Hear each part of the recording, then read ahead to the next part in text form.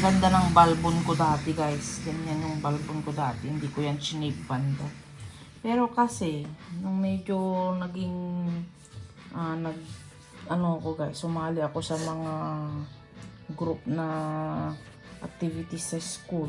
Kailangan mag-skirt. Ayan, nag-shave ako.